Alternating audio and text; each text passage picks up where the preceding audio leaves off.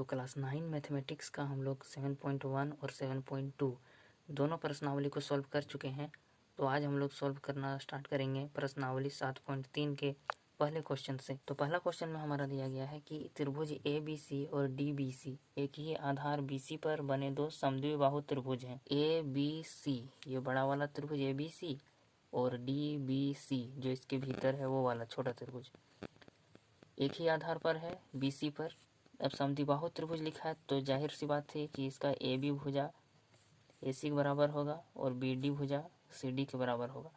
तो हम लोग उसको मान लेंगे कि वही दोनों बराबर है, क्योंकि समद्विबाहु त्रिभुज दिया है तो वही दोनों बराबर होगा। ठीक है, तो अब इसमें बोला है कि AD भुजा BC के एक ही ओर स्थित है, AD पॉइंट। ठीक है, यदि AD बढ़ाने पर BC को P पर प्रतिच्छेद करता है, AD को बढ़ाने पर P पर प्रतिच्छेद करता है, तो हमें ये सब चीज़ें दर्शाइए कि ये सब सर्वांग है। तो पहला क्वेश्चन दिया है कि ABD और ACD सर्वांग है, वो हमें दिखाना है।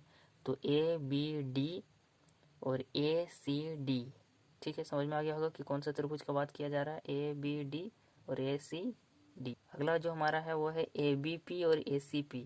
ABP यानी ये वाला त्रिभुज आधा, बड़ा वाला जो है उसका आधा, और ACP इसका आधा। चलिए फिर बोला गया है तीसरा नंबर में कि AP कोण A और कोण D दोनों को समद्विभाजित करता है। AP जो है, AP जो रेखाखंड है वो एंगल ये यानी कि इस पूरे एंगल ये को और D को दोनों को क्या करता है, समद्विभाजित करता है।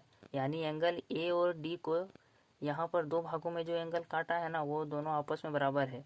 A D के बराबर है कि नहीं वो हमें नहीं पता करना है, हमें ये पता करना है कि एंगल ये को दो बराबर भाग में बांटा है, क्योंकि यहाँ पे काट दिया तो दो एंगल बन गया। इसी तरह D को यहाँ पर जो रेखाखंड काट दिया तो दो एंगल बन गया। ठीक है, तो ये दोनों आपस में बराबर है और ये दोनों आपस में बराबर है। तो ऐसा तभी होगा जब हम लोग इस त्रिभुज को और इस त्रिभुज को सर्वांग करेंगे, तो इसका दोनों बराबर कर देंगे एंगल। ठीक है, आगे हम लोग देखेंगे, मैं बताऊंगा कैसे सोल्व करना है।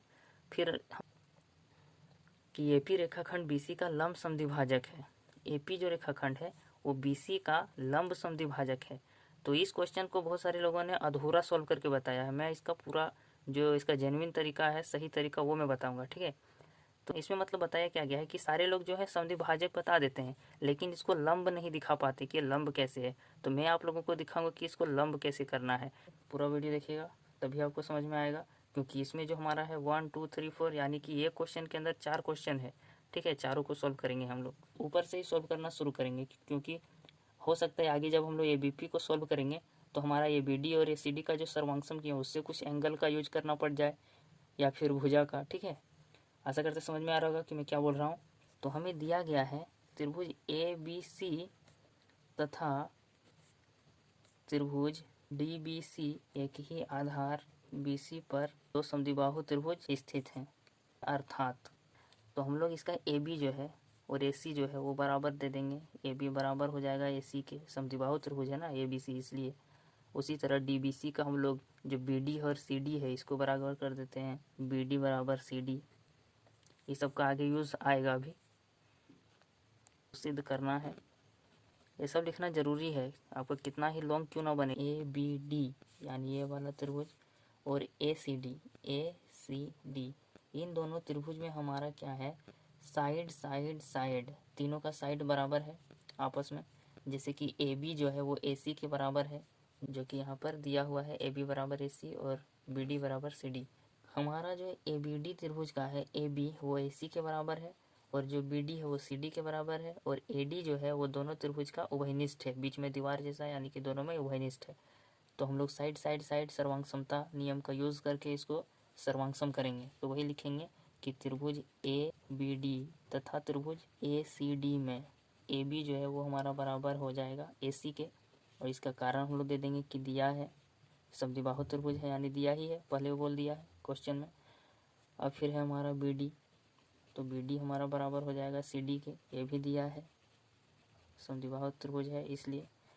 अब तीसरा में लिखेंगे कि AD हमारा जो है वो बराबर हो जाएगा AD के, और इसका कारण होगा उभयनिष्ठ है। अतः साइड साइड साइड सर्वांग समता नियम से ABD वो सर्वांगसम हो जाएगा त्रिभुज ACD के। तो अगला क्वेश्चन हमारा क्या पूछ रहा है, उसमें जो हमारा त्रिभुज है उसको लिख लेते हैं। त्रिभुज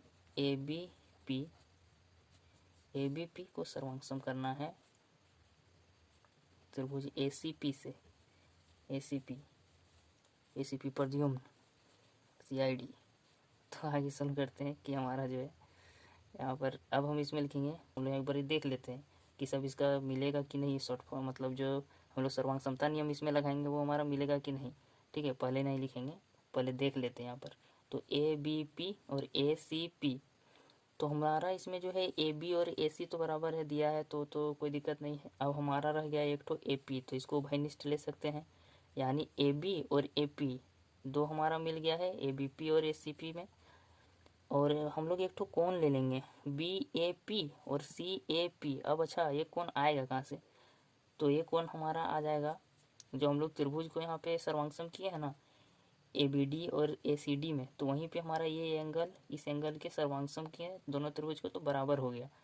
BAD और CAD, इसमें CPCT लगाएंगे ना तो आ जाएगा। ठीक है, BAD और CAD, तो हम लोग वही करेंगे। तो हमारा साइड एंगल, साइड से हम इसको क्या कर देंगे, सर्वांगसम कर देंगे। ABP तथा त्रिभुज ACP में AB बराबर हो जाएगा AC के, जो कि दिया है। एंगल जो हमारा है BAP, एंगल BAP हमारा बराबर हो जाएगा CAP के। और यहाँ पर लिख देंगे कि चूंकि सिद्ध कर चुके हैं त्रिभुज ABD सर्वांगसम त्रिभुज ACD है, उसी में आपको मिलेगा कि एंगल, कौन सा एंगल, BAD वाला, यानी BAD बराबर है एंगल CAD के। ये सब आपको रीजन में लिख देना है। अब हमें एक तो साइड लिखना है, तो AP लिखेंगे, AP बराबर AP उभयनिष्ठ है, अतः साइड एंगल साइड सर्वांग समता नियम से त्रिभुज ABP सर्वांगसम हो जाएगा त्रिभुज ACP। अब हमारा अगला क्वेश्चन है तीसरा नंबर में, वो क्या बोल रहा है वो भी थोड़ा सुन लेते हैं उसका भी बात। AP जो है वो कोण A और D को समद्विभाजित करता है। AP जो लंबा रेखा है, ये वाला रेखाखंड, वो A एंगल और D एंगल को क्या करता है, दो बराबर भागों में बांट रहा है। तो हम लोग को इसे सिद्ध करके कैसे लिखेंगे, तो A वाला आसान है, क्योंकि हम लोग ABD और ACD को भी हम लोग सर्वांगसम कर चुके हैं पहला नंबर में। ठीक है, तो हम लोग वही लिखेंगे कि चूंकि त्रिभुज ABD जो है वो सर्वांगसम है त्रिभुज ACD के, इसलिए CPCT से एंगल BAD जो है वो बराबर है एंगल CAD के। और ये दोनों एंगल जैसे ही बराबर हुआ, हमारा ये क्या हो गया, समद्विभाजित हो गया। अब यहाँ लिख सकते हैं, इसलिए हम कह सकते हैं कि रेखाखंड AP कोण A और कोण D को समद्विभाजित करता है। समद्विभाजित अभी सिर्फ A को दर्शाए हैं, D को नहीं, तो सिर्फ अभी A को लिखते हैं। ठीक है, D को भी हटा देते कुछ देर के लिए, अगला लाइन जो लिखेंगे ना इसको लिखेंगे। अब हमें क्या करना है, D को समद्विभाजित करना है। AP जो रेखाखंड है वो D को दो बराबर भागों में बांट रहा है, तो ये हम लोग कैसे दर्शाएंगे, तो सबसे पहले हमें DPB और DCP इन दोनों को क्या करना पड़ेगा, सर्वांगसम करना पड़ेगा। तो हम लोग लिखेंगे कि त्रिभुज DBP तथा त्रिभुज DCP, तो DBP त्रिभुज में DB जो है वो बराबर है DC के, BP जो है वो बराबर हो जाएगा CP के। अच्छा, इसका जो DB और DC जो है ये हमारा दिया गया है, लेकिन जो BP और CP हम तो यहाँ बराबर कह रहे हैं, ये हमारा जो एक तो त्रिभुज हम लोग जो प्रूव किए थे ABP और ACP की, चूँकि त्रिभुज जो है ABP सर्वांगसम है त्रिभुज ACP के, इसके बराबर है कि नहीं, इसलिए हम लोग लिखें कि BP जो हमारा है वो बराबर है CP के। समझ में आ जाएगा, सिर्फ ये भी लिख दोगे वो समझ जाएगा टीचर। ठीक है, जो कि उभयनिष्ठ है। अब हम लोग लिखेंगे कि अतः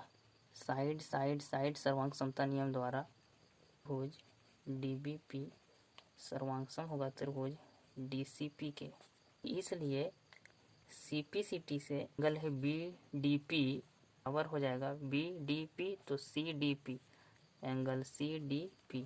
अब यहाँ देख लेते हैं पिक्चर में एक बार, BDP CDP ये दोनों बराबर हो गया, इसलिए हम कह सकते हैं। तो तीसरा क्वेश्चन यहीं पे हमारा समाप्त हुआ। अब हम लोग सॉल्व करने वाले हैं चौथा नंबर क्वेश्चन को। AP जो है रेखाखंड वो BC का लंब समद्विभाजक है। तो सबसे पहले हम लोग इसको समद्विभाजक बता देते हैं, क्योंकि हमारा जो त्रिभुज है, कोई भी इसमें आप त्रिभुज ले सकते हो, अभी जैसे कि प्रूव किए ना उसको भी ले सकते हो, DBP या फिर जो पहले किए थे ABP, तो पहले वाला ही ले लेते क्योंकि क्वेश्चन में लिखा हुआ है ना। चूँकि त्रिभुज ABP सर्वांगसम है त्रिभुज ACP के, इसलिए CPCT से जो BP है वो बराबर है CP के, इसलिए हम कह सकते हैं BC का समद्विभाजक है। अब हम लोग इसमें लिखेंगे, हम लोग BC का समद्विभाजक, AP जो रेखाखंड है वो BC का समद्विभाजक है, ये हम लोग निकाल लिए। अब लंब है कि नहीं वो हम लोग कैसे पता करेंगे, तो हमने एक पढ़ा था नियम चैप्टर 6 में, मैंने बताया था कि रैखिक युग्म कौन एक होता है DPB, उसको हम लोग जोड़ेंगे किसके साथ, DPC के साथ, DPC, और ये दोनों को जब रैखिक युग्म है तो 180 डिग्री बनेगा। तो एंगल DPB और DPC आपस में बराबर है, angle DPB plus angle DPB हम लोग लिख सकते हैं DPC को, ठीक है, 180 डिग्री। अब ये हम लोग कैसे लिख सकते हैं, तो इसका रीज़न हम लोग कारण क्या दे देंगे वो आप लोग एक बार देख लो। क्योंकि DBP सर्वांगसम है त्रिभुज DCP के, इसलिए CPCT से एंगल DPB बराबर है एंगल DPC के। तो ये हमारा जब बराबर है ही तो इसको हम लोग यहाँ पर यूज़ कर लिए, तो दोनों को जोड़ देंगे तो 2 एंगल DPB हो जाएगा और बराबर हो जाएगा 180 डिग्री, ठीक है। अब एंगल DPB जब निकालेंगे तो 2 से इसको डिवाइड करें तो आएगा 90 डिग्री, और यही हमें याद करना था कि DPB जो हमारा है DPB ये यदि 90 डिग्री है, इसलिए जो हमारा एंगल है DPC ये भी बराबर हो जाएगा 90 डिग्री के। तो अब हम लोग कह सकते हैं अतः AP रेखाखंड BC का लंब समद्विभाजक है, ये हमारा आंसर है, ठीक।